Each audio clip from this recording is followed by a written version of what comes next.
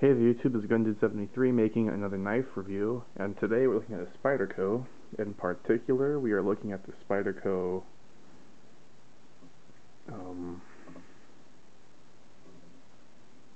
Salt. This is the Salt 1. It's a nice knife, delicate sized in focus in H1 steel. Very, very nice knife, in my opinion. It's very lightweight, only about 2 ounces. Good deployment. Like I said, this features the H1 steel. And if you're familiar with this model, you'll notice that the blade shape on this one is different. It's been modified into more of a spear point as opposed to a sheep's foot. I like it, personally. The edge has also been convexed, so you can see that. Really nice stuff, in my opinion. It's pin construction, but the knife so far is very tight. There's no blade play, which is nice. The clip here is titanium, which is a nice touch. This clip usually comes black, but this one's been stripped. I think it's a nice look. These fittings here, the pins are made from H1, the spring is H1, I think this screw is also H1, as is the blade, and the handle's fern, and all the springs and stuff are also H1. So this knife is rust proof. It will not rust.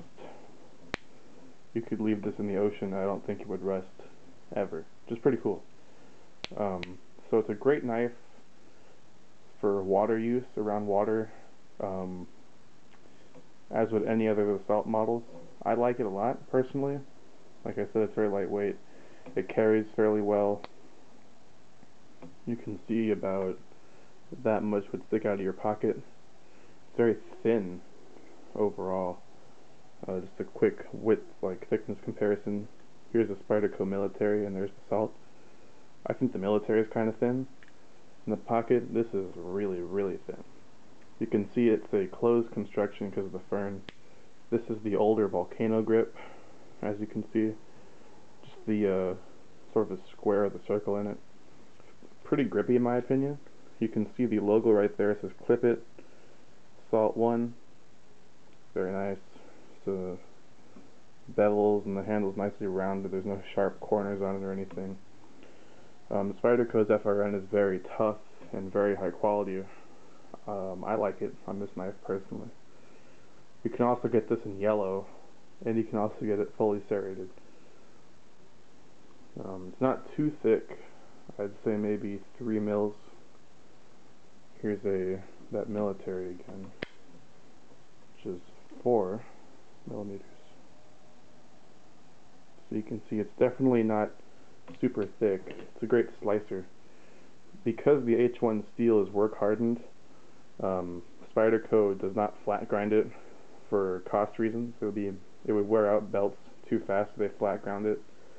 So this is hollow ground, so you get a very sharp edge, and it's also tough too. And because this is work hardened, the spine is softer compared to the edge. So this should be a very tough knife. I don't think I doubt this blade would snap in half under extreme stress. I saw pictures on the Spyderco forum, and someone had accidentally left a Salt in the ground, and they ran over it with a Bobcat tractor type of deal, and the blade just bent.